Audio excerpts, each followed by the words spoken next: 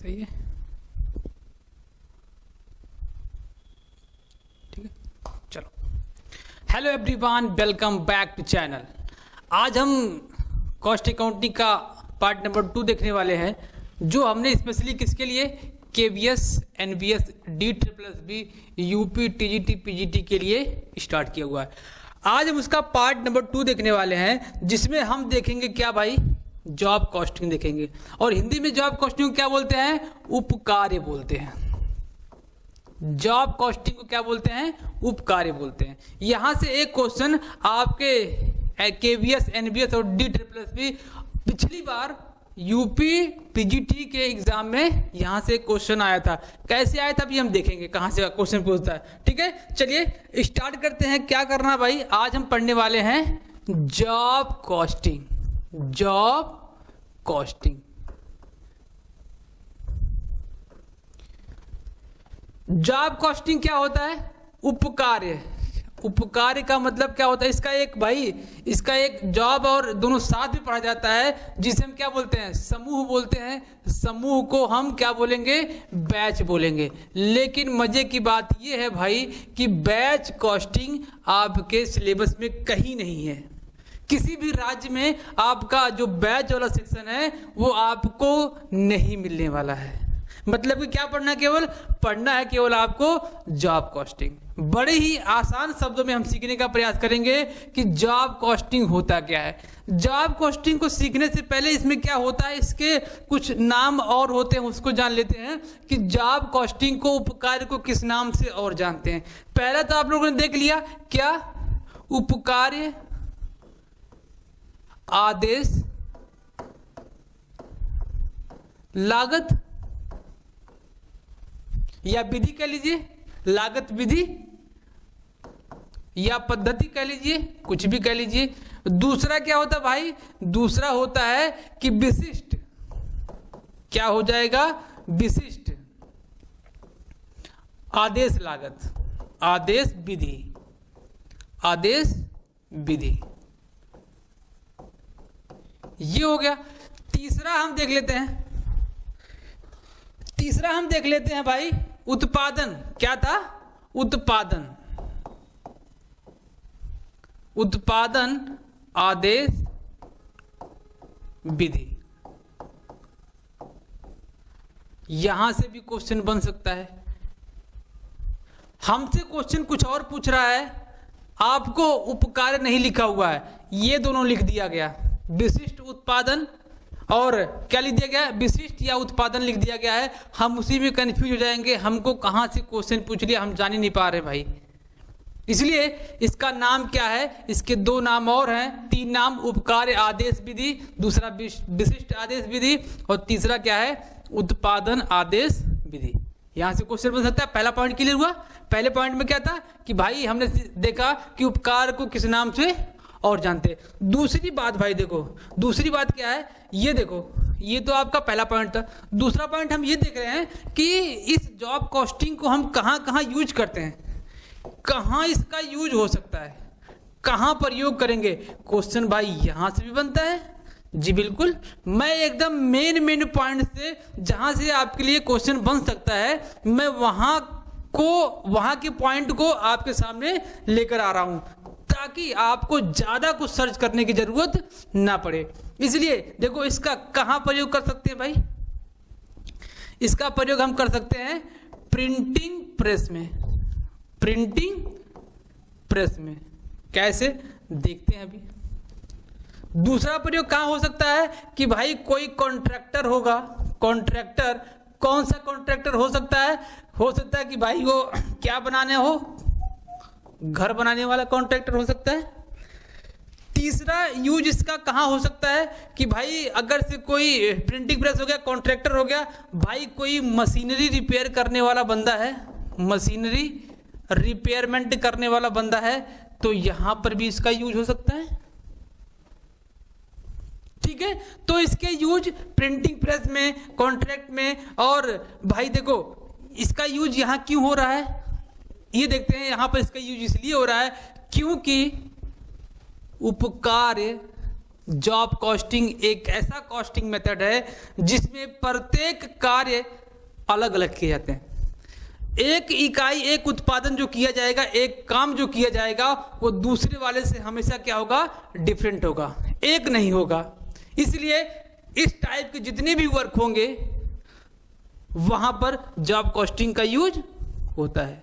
ठीक है, तो ये क्या था आपका ये था कि इसको किस नाम से जानते हैं, दूसरा ये था कि इसका यूज कहां हो सकता है। जैसे मैं एक आपको एग्जांपल दूं कि शादी का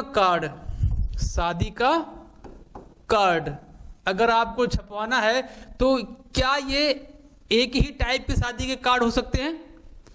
एक्स और वाई की शादी के कार्ड एक ही कार्ड से काम चल सकता है? नहीं, दोनों के कार्ड अलग अलग होंगे, दोनों की प्रकृति क्या होगी, दोनों का जो काम है, दोनों पर जो काम होने वाला है वो अलग अलग होने वाला है।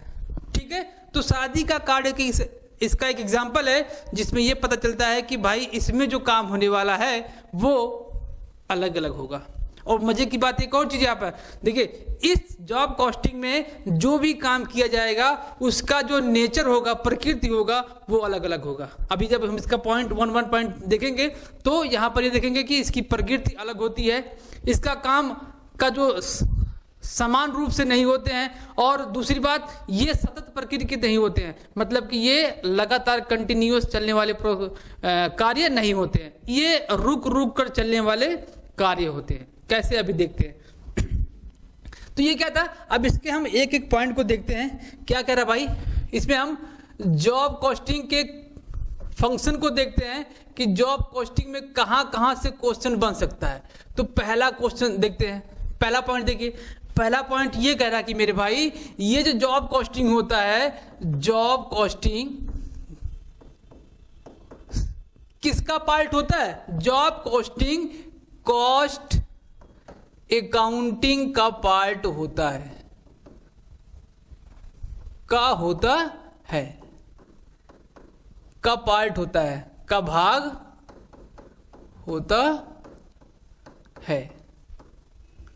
बात समझ में आ गई? जॉब कॉस्टिंग लागत लेखांकन की एक पद्धति है जिसके सहारे से हम क्या करते हैं, किसी पर्टिकुलर काम के लागत को हम ज्ञात करते हैं। पहला पॉइंट। दूसरा पॉइंट इसमें देखते हैं, ये क्या होता है, गैर मानक वाला काम होता है, गैर मानक वाला कार्य होता है। ये क्या सर समझ में नहीं आया, समझाता हूं मेरे भाई। गैर मानक, मैंने अभी एक एग्जांपल लिया था, हमने कहा था कार्ड, शादी का कार्ड आपको छपवाना है। शादी के कार्ड छपवाने में कोई स्पेसिफिक मानक है क्या, कोई स्टैंडर्ड डिसाइड किया गया है कि भाई शादी का कार्ड केवल एक ही रूप में बनाया जाएगा, जिसकी भी शादी होगी एक ही नाम होगा, एक ही एड्रेस होगा, एक ही लड़की का नाम होगा, एक ही लड़के का नाम होगा? क्या ऐसा हो सकता है? बिल्कुल भी नहीं होगा। हर लड़की हर लड़के का नाम शादी के कार्ड पर अलग होगा। कोई इसका मानक डिसाइड नहीं है कि भाई जो शादी का कार्ड छपेगा 4x5 में ही छपेगा, नहीं। उसकी एक लिमिटेशन होती है, जैसे जिसकी जरूरत होती है उसी के हिसाब से वो शादी का कार्ड छपवाता है। जैसे किसी एक एग्जांपल लेते हैं, जैसे किसी को मशीनरी बनवाना है कोई, या कुर्सी बनवाने लेते हैं, क्या कुर्सी हमेशा एक कुर्सी सभी व्यक्तियों के लिए सूटेबल होगा? नहीं। पर्टिकुलर जिस उद्देश्य से वो कुर्सी बनवाई जाएगी वह कुर्सी क्या होगा, उसके यूज में आ सकता है, हो सकता है कि दूसरे वाले के यूज में ना आए। इसलिए कुर्सी भी इसी कैटेगरी में आ जाता है कि कुर्सी बनवाया जाता है, अलग अलग होता है, तो इसका कोई मानक नहीं होता है, या गैर मानकीकृत होता है। तीसरा देखते हैं भाई, क्या होता है, ये सतत प्रकृति की ना होकर, प्रकृति का ना होकर रुक रुक कर, क्या भाई, रुक रुक कर होने वाला होता है, रुक रुक होने वाला कार्य है। नहीं समझ में आया? जैसे देखो, सतत का मतलब होता है कंटिन्यूटली, एक काम खत्म हुआ दूसरा काम स्टार्ट होगा। ठीक है, रुक रुक कर क्या होगा, रुक रुक कर होगा भाई काम, एक काम खत्म होगा तब दूसरा काम शुरू होगा। क्या पता आप देखो, हम शादी कार्ड का ही एग्जाम्पल लेते हैं, शादी का कार्ड क्या बराबर छपता है? नहीं। जब शादी का माहौल आता है, दिन आता है, तब शादी के कार्ड छपने शुरू होते हैं। जब शादी का समय नहीं होता, लगन नहीं होता है, जिस समय शादियां नहीं होती हैं, उस समय कार्ड का काम बंद होता है।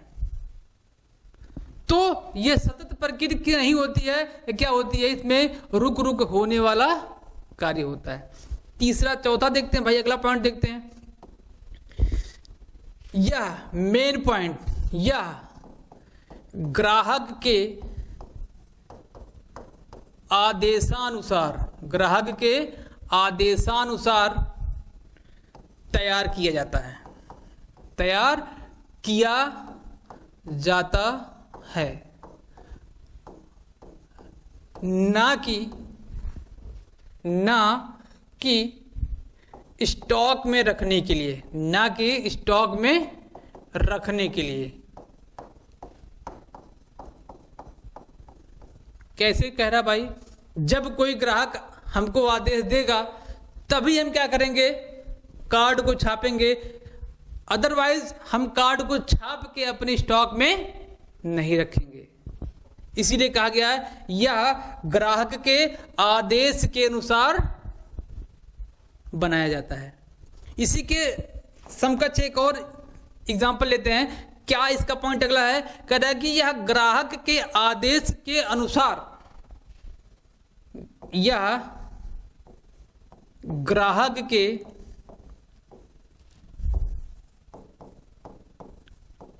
आदेशानुसार गैर मानक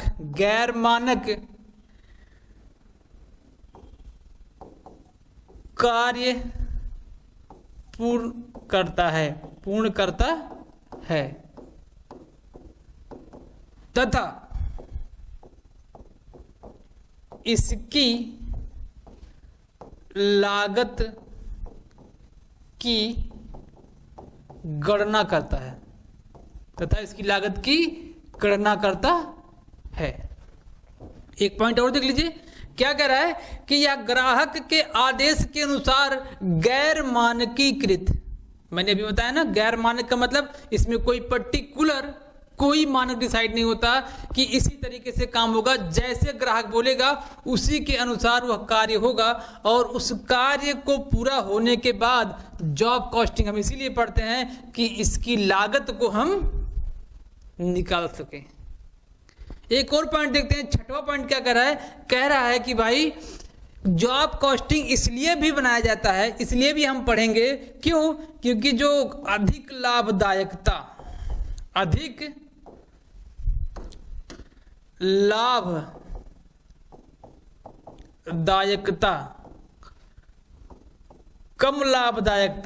कम लाभदायकता और देख लेते हैं गैर लाभदायकता तथा समान उपकरणों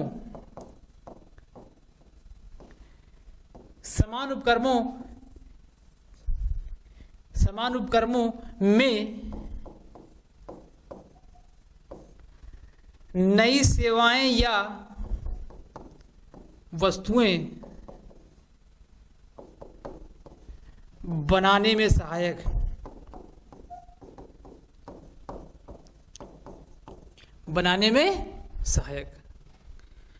जो सेम नेचर का कोई उपक्रम है उसमें हमको इन्वेस्ट करना है कि नहीं करना है, कौन सा उपक्रम हमारे लिए लाभदायक है, कौन सा कम लाभदायक है, कौन सा अधिक लाभदायक है, कौन गैर लाभदायक उपक्रम में हमने काम कर लिया है जिससे हमको भविष्य में, यहाँ हम जोड़ देते हैं एक शब्द भविष्य में सेम नेचर के उपक्रम में हम अगर काम करेंगे तो हमको क्या क्या पॉइंट ध्यान रखना है, जो हमने अब प्रेजेंट में गलती की है फ्यूचर में उस गलती को नहीं करेंगे, ताकि हमारे लाभदायक को क्या करें, हम मेंटेन कर सकें।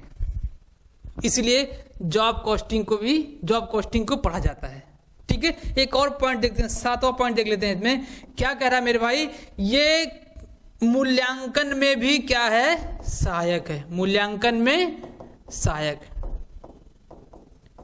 कैसे सहायक है भाई? मूल्यांकन का मतलब जब हम वैल्यूएशन करेंगे उस उपक्रम का, जो हमने काम करके दिया, जिस काम के लिए हमको मिला था ऑर्डर, उसको काम करके हमने पूरा किया है, तो उस उपक्रम को हम क्या करेंगे, मूल्यांकित करेंगे। कैसे? जब हमारे पास उस जॉब के लिए, पर्टिकुलर जॉब के लिए कितना कॉस्ट खर्च हुआ है, कितना कॉस्ट हमने इस पर इनकर किया है, इन सब को, जब इन सब लागत की हमको जानकारी होगी, तभी हम एक मूल्यांकन करके अपने मूल्यांकन करके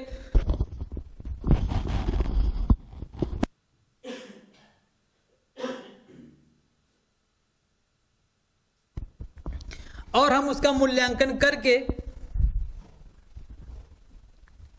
आवाज आ रही की जी, और हम उसका मूल्यांकन करके उस पर हम डिसीजन ले सकते हैं, और भविष्य में जो हमको काम करने को मिलेगा उस पर हम आसानी से उस पर नियंत्रित पा सकते हैं। तो ये क्या है, आपका जॉब कॉस्टिंग का कुछ बेसिक पॉइंट है जहां से क्वेश्चन बन सकते हैं। इसका जब हम पूरा सिलेबस कंप्लीट कर ले जाएंगे कॉस्ट अकाउंटिंग का, तो हम इसका जो ऑब्जेक्टिव क्वेश्चंस कहाँ से बनेंगे उस पर भी हम 2-4 वीडियो लेकर आएंगे। ठीक है, अब इसमें देखते हैं भाई, क्या इसमें सवाल बन सकता है, क्वेश्चन। अभी तो हम लोगों ने थ्योरी देखा, अब हम ये देखेंगे कि इसमें कुछ क्वेश्चंस भी बन सकते हैं टॉपिक से, जॉब कॉस्टिंग से। जॉब कॉस्टिंग का ये जो एग्जाम्पल लिखा हुआ है आपके सामने, इस एग्जाम्पल को देखने से पहले हम एक टॉपिक पर चर्चा करते हैं। जो एग्जाम्पल है, इस टॉपिक को चर्चा करने के बाद वो बहुत आसान हो जाएगा। क्या देखिएगा, आप लोगों ने क्या पढ़ा होगा, कॉस्ट सीट पढ़ा होगा। जी सर, बिल्कुल पढ़े हैं। कहाँ पे पढ़े थे सर? बीकॉम की क्लास में हम लोगों ने कॉस्ट सीट पढ़ा था। ठीक है, तो कॉस्ट सीट में क्या होता था, देखिएगा, हमको सबसे पहले क्या निकालना होता था, प्राइम कॉस्ट। प्राइम कॉस्ट में हम क्या करते थे, डायरेक्ट मटेरियल को क्या करते थे, यहां पर ऐड करते थे। डायरेक्ट मटेरियल के अमाउंट को सपोज लिख दिया, देन हम क्या यहां पर ऐड करते थे, डायरेक्ट लेबर को भी हम यही दिखाते थे। जी सर, बिल्कुल सही कर रहे हैं आप। हाँ भाई, मैं कह रहा हूं, डायरेक्ट लेबर को भी हम यही दिखाते थे। और सर क्या दिखाते थे भाई, हम यहां पर क्या दिखाते थे, डायरेक्ट एक्सपेंस को भी यहीं पर दिखा देते थे। ठीक है, अब सेम अमाउंट, जो भी अमाउंट आएगा, हमने अमाउंट नहीं लिया है, अब इस क्या करते थे भाई, इसको जोड़ देते थे। अब जोड़ने के बाद जो आता था क्या कहलाता था, आपका प्राइम कॉस्ट कहलाता था। ये तो था ना, जितने भी direct expense, direct labour, direct material होते थे, सबको जोड़ देंगे तो क्या निकल के आ जाएगा, आपका प्राइम कॉस्ट निकल के आ जाएगा। ठीक है, अब इस प्राइम कॉस्ट में ये ए नंबर मान लेते हैं। इस प्राइम कॉस्ट में हम क्या करते थे, वर्क ओवरहेड को जोड़ते थे। वर्क ओवरहेड को जोड़ देंगे, या फिर यूं कहें, वर्क ओवरहेड के स्थान पर हम क्या कर लेते हैं, फैक्ट्री ओवरहेड लिख देते हैं। भाई दोनों सेम होता है। फैक्ट्री ओवरहेड के अमाउंट को यहां लिख के और इसमें ऐड कर देते थे। जो अमाउंट निकल के आता है वो क्या कहलाता है, वर्क कॉस्ट कहलाता है। वर्क कॉस्ट कहलाता है, इसको बी नंबर मान लेते हैं। अब बी नंबर में वर्क कॉस्ट में क्या जोड़ते हैं, ऑफिस एक्सपेंस जोड़ते हैं। ऑफिस एक्सपेंस को जोड़ देंगे। अब इसको जोड़ने के बाद जो अमाउंट आएगा वो क्या कहलाएगा, आपका टोटल कॉस्ट कहलाएगा। ये सी नंबर आपका हो गया। ये क्या हो गया, सी नंबर हो गया। आ जाओ भाई, सी नंबर हो गया ना आपका। चलो अगला देखते हैं क्या हो रहा भाई, ये कहां डिस्टर्ब कर रहे हो भाई।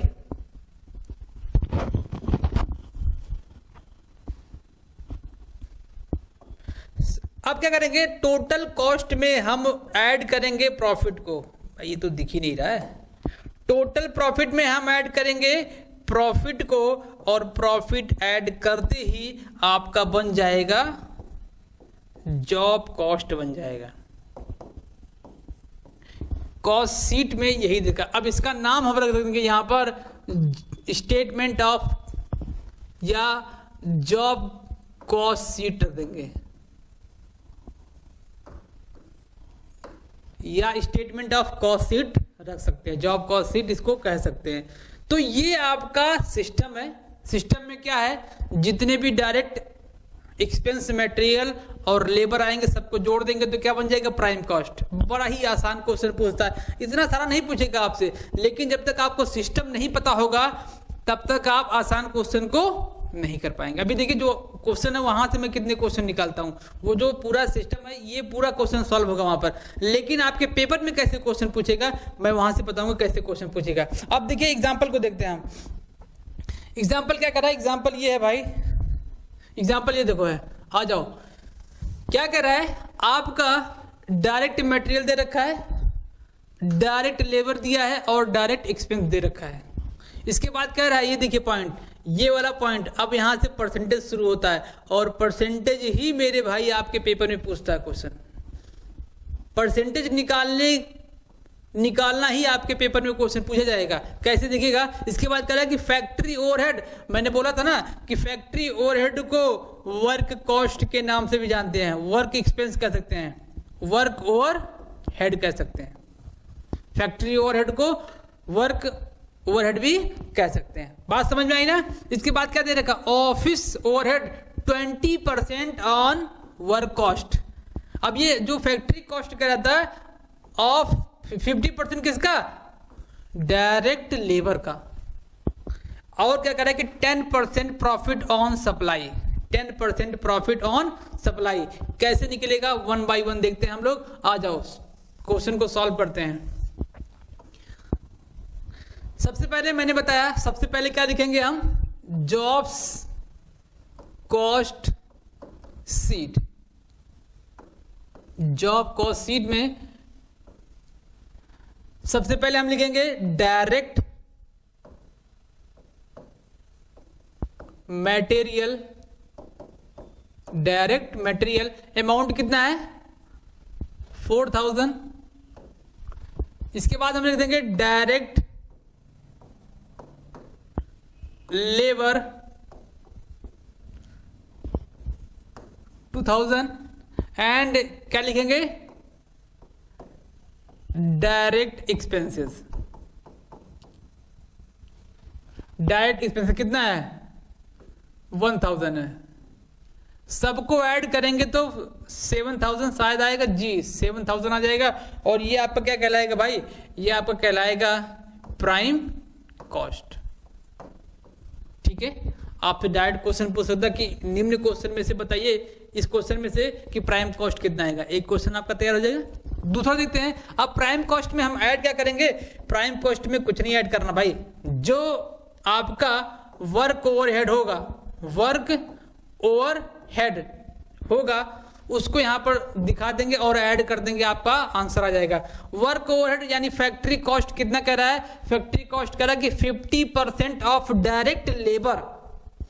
डायरेक्ट लेबर का अमाउंट कितना है, 2000 का 50% कितना आएगा, 1000 रुपए। इसको ऐड करेंगे तो कितना जाएगा, 8000 रुपए। और 8000 रुपए क्या कहलाएगा आपका, वर्क कॉस्ट कहलाएगा, वर्क कॉस्ट कहलाएगा। ठीक है, वर्क कॉस्ट में क्या जोड़ेंगे भाई, कुछ नहीं जोड़ना। वर्क कॉस्ट में हम क्या जोड़ेंगे, ऑफिस ओवरहेड जोड़ेंगे, ऑफिस ओवरहेड को जोड़ देंगे। अब ऑफिस ओवरहेड का हमको अमाउंट नहीं पता करा कि 20% of work cost. Work cost कितना है, 8000। 8000 का 20% निकालेंगे तो कितना आएगा मेरे भाई, आपका आएगा 1600 रुपये। यहां से इसको काटेंगे तो कितना आ जाएगा, 1600 रुपये। इसको ऐड करेंगे, ऐड कर लो, आपका आ जाएगा 9600। ये आपका आ गया टोटल कॉस्ट। क्या आ गया, टोटल कॉस्ट आ गया। अब इसमें ऐड करेंगे प्रॉफिट, और प्रॉफिट को ऐड कर देंगे। प्रॉफिट कितना परसेंट कह रहा है कि 10% ऑन सप्लाई, किसका, सप्लाई प्राइस पर। जब सप्लाई प्राइस दिया होगा तो फॉर्मूला ऐसे लगेगा, कितना टोटल कॉस्ट है, टोटल कॉस्ट आपका 100 आया है। सप्लाई कॉस्ट होगा तो परसेंटेज लिखेंगे डिवाइड बाई 100 और परसेंटेज को यहाँ से कर देंगे माइनस, तो इसको काटेंगे तो आपका कितना निकल का 1006.66 आएगा। तो इसको क्या कर देंगे हम 1067 रुपये कर देंगे, 67 रुपीज़ कर देंगे, इसमें इसको जोड़ देंगे 167, आपका आंसर आ जाएगा 76610 आ जाएगा। ये आपका आ गया जॉब कॉस्ट, ये आपका आंसर आ गया जॉब कॉस्ट। लेकिन भाई इतना बड़ा आपसे क्वेश्चन नहीं पूछेगा, ये तो क्या पता क्वेश्चन इतना बड़ा भी पूछ ले, लेकिन आपसे डायरेक्ट क्वेश्चन पूछ सकता है कि बताइए कि आपका प्रॉफिट कितना आ रहा है, बस अमाउंट पूछ ले कि प्रॉफिट का अमाउंट कितना आएगा, या फिर पूछ ले ऑफिस ओवरहेड कितना आएगा, या फिर पूछ ले भाई वर्क ओवरहेड आपका कितना आएगा। डायरेक्ट ऐसे क्वेश्चन पूछेगा, पूरा क्वेश्चन नहीं पूछेगा कि जॉब कॉस्टिंग का अमाउंट कितना आएगा, नहीं, केवल कितना आएगा, एक ही पॉइंट आएगा। तो उम्मीद है कि आपको समझ में आया होगा। ठीक है, एक और एग्जांपल मैं देखता हूं क्या है, एक एग्जांपल और देखते हैं हम। एग्जांपल मैंने लिया है इकोनॉमिक्स जॉब साइज से क्वेश्चन कभी कभी पूछ सकता है, इसको बैच भी कह सकते हैं, यहाँ ये बैच में भी यूज होता है, ये बैच में भी यूज होता है। फॉर्मूला क्या अप्लाई होगा इसमें, जो क्वेश्चन दिया गया है, हम लोगों ने इकोनॉमिक ऑर्डर क्वांटिटी पढ़ रखा है और उसमें सेम फॉर्मूला है, सेम इसका फॉर्मूला क्या है 2 × R × CS divide by CH, ये फॉर्मूला होता है। कई बुक में फॉर्मूले अलग अलग दिए होते हैं, ठीक है, तो फॉर्मूला को देख के घबराना नहीं है कि भाई सर ने कुछ और बताया था, इस बुक में फॉर्मूला कुछ और दिया है। सब अपने अपने ओपिनियन से क्या करते हैं, फॉर्मूला बना देते हैं। ठीक है, तो ये क्या है आपका फॉर्मूला, इसी फॉर्मूले पर रख देंगे, तो रखेंगे फॉर्मूले पे 2 × देखो 2 मांग रहा है, R आपका क्या होता है, एनुअल डिमांड होता है। एनुअल डिमांड कितना है 6400 और CH क्या होता है भाई, CH आप देखिएगा क्या होता है, आपको सेटअप कॉस्ट पर बैच जो होता है वो आपका CH होता है 200 डिवाइड बाई आपका इकोनॉमिक साइज कितना दिया गया, कैरिंग कॉस्ट कितना दिया है 4 दिया गया, इसको अंडर रूट में रखेंगे आपका आंसर मिल जाएगा। ठीक है, इसको काटेंगे तो आपका आंसर मिलेगा 800 यूनिट मिलेगा। आप इसको सॉल्व कर लीजिएगा। ठीक है, आंसर कितना आएगा 800 यूनिट आएगा। ठीक है, आप देखिएगा बैच कॉस्टिंग में जॉब कॉस्टिंग में इससे ज्यादा आपको किसी भी एग्जाम में क्वेश्चन नहीं मिलेगा, यही इसी टॉपिक के अंदर ही आपको क्वेश्चन मिल जाएगा। ठीक है, अब क्वेश्चन कैसे बनेगा हम इसके लिए अलग से वीडियो बनाएंगे, और जॉब कॉस्टिंग से जितना भी क्वेश्चन बनने का चांस होगा हम यहीं से इसको निकाल के आपके सामने प्रेजेंट करेंगे। ठीक है, तब आज के लिए इतना ही रखते हैं और मिलते फिर अगले क्लास में एक नए टॉपिक के साथ। तब तक के लिए पढ़ते रहिए, और चैनल पर नए हो तो भाई चैनल को सब्सक्राइब जरूर करिएगा और कमेंट बॉक्स में राधे राधे जरूर लिखिएगा। ठीक है, मिलते फिर अगले वीडियो में, तब तक के लिए जय हिंद।